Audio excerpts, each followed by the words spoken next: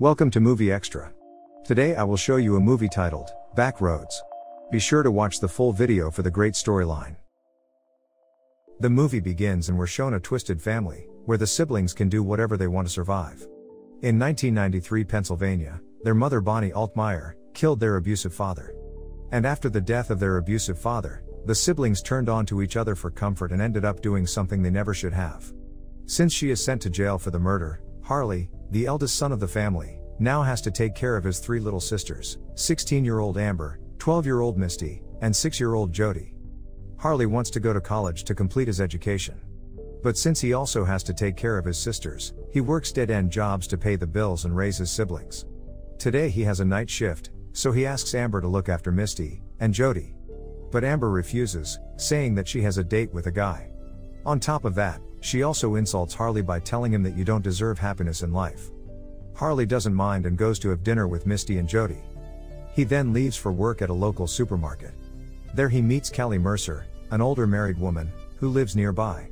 Later that night, Harley returns home from work. Misty and Jody have fallen asleep, but Amber is still not returned home. Later, Harley hears moans coming from the living room. He goes to inspect and sees Amber is hooking up with a stranger on the couch. Harley gets so furious by this and goes outside and fires some shots in the air to scare away the stranger. Misty and Jody also wake up and see Harley and Amber arguing outside. Soon after the stranger leaves, Harley sets the couch on fire. The next day, Harley and Jody go to meet their mother in prison. It's been 2 years since Bonnie killed her husband, and this is the first time Harley is visiting his mother in prison. He didn't bring Misty with him because he didn't want Misty and Jody to fight in the truck. As for Amber, she simply doesn't care. Harley believes that his mother wants to be in the prison and doesn't want to return to them. Suddenly, Harley gets a panic attack and faints. Later, he goes to meet a therapist, who is appointed by the court. The therapist notes that Harley thinks that his mother cares more about the girls than him. He reasons that it's because the girls can get pregnant, whereas the boys can simply walk away. But if he ever gets a girl pregnant, he will marry her. Not because he loves her, but because he feels it's his responsibility. Harley and his sisters had a rough childhood, as their father used to beat them and abuse them. When the therapist begins to ask more questions about his father, Harley gets uncomfortable and abruptly leaves. He then goes to Callie's house to pick up Jody, who is playing with Esme, Callie's daughter. One night, Harley returns home from work and joins his sisters for dinner. They tell him that Callie came by in the afternoon and left him a present. Amber then demands to have a driver's license, but Harley refuses, saying he doesn't have money to pay for the insurance for 2 people. Amber then offers Harley a chance to go on a date with one of her female friends. But when Harley learns that her friend is only 16 years old, Harley plainly refuses. One night while working at the supermarket, Harley meets Callie again. They talk about some paintings and learn that they share a common interest. One day, Uncle Mike, their father's brother, comes to meet them. He is the only one from their father's side, who still takes care of them.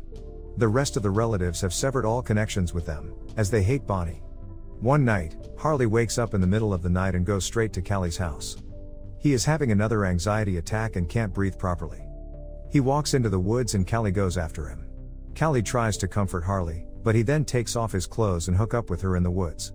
The next morning, Harley wakes up and sees that Callie is gone. So later that night at work, he confronts Callie.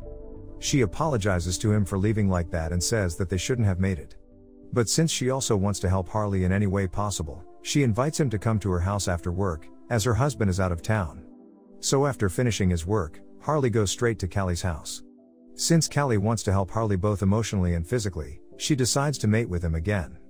The next morning, Harley returns home and learns that Misty has found $1,000, which their mother was saving secretly. Harley politely demands Misty to hand him the money, but Amber slaps her and snatches the money from her. She wants Harley to get her a driving license, but Harley refuses again, saying that he needs to pay taxes for the house. Amber gets furious and curses Harley. Frustrated, Harley returns to Callie's house and hooks up with her to calm down his emotions. The two continue their affair and hook up whenever and wherever they can. One day while having a session with the therapist, Harley talks about child abuse. The therapist knows where this is going and questions Harley if Misty was ever forced by their father. Harley doesn't deny it, which indicates that their father used to hook up with Misty. As for Amber, he never really had a good relationship with her, so he never made any advances toward her. Since both Amber and Harley were abused by their father, The therapist questions Harley if Amber ever wanted to make him feel better.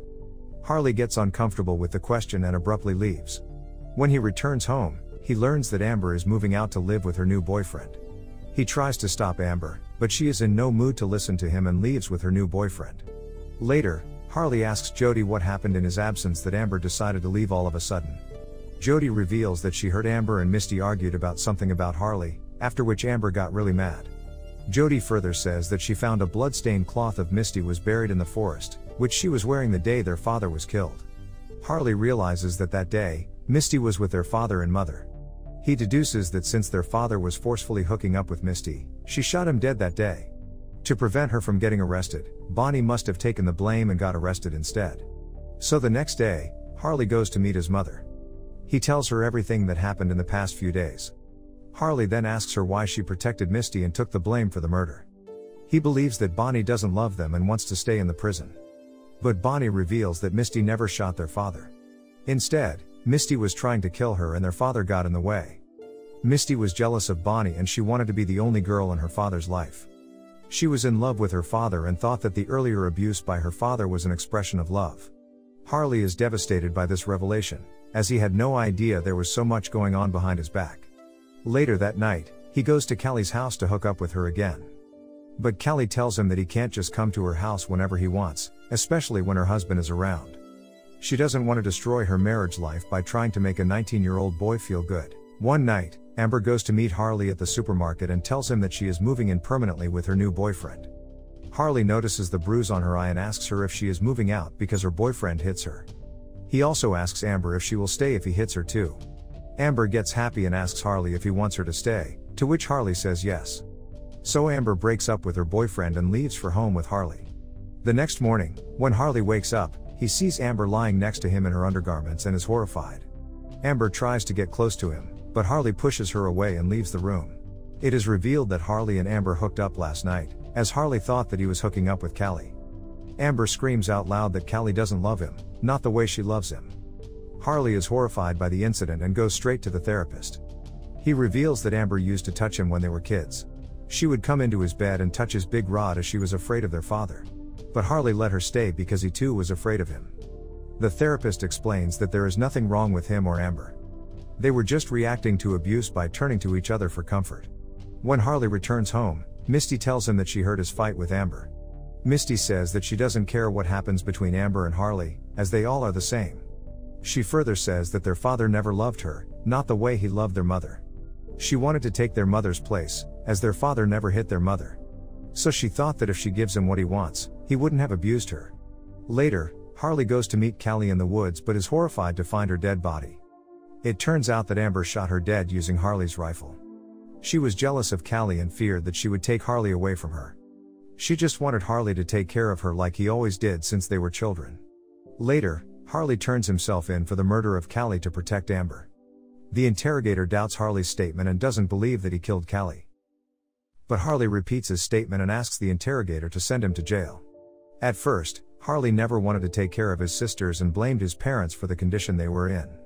But after learning the horrifying truth about the family, Harley decided to take responsibility and protect his sisters at all costs, even if it means sacrificing his own life.